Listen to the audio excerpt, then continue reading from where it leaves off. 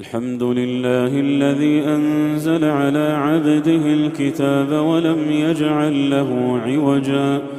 قيما لينذر بأسا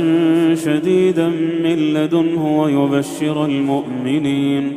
ويبشر المؤمنين الذين يعملون الصالحات أن لهم أجرا حسنا ماكثين فيه أبدا وينذر الذين قالوا اتخذ الله ولدا ما لهم به من علم ولا لآبائهم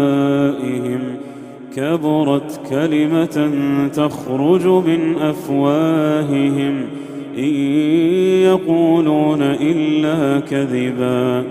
فلعلك باخع نفسك على آثارهم إن لم يؤمنوا بهذا الحديث أسفا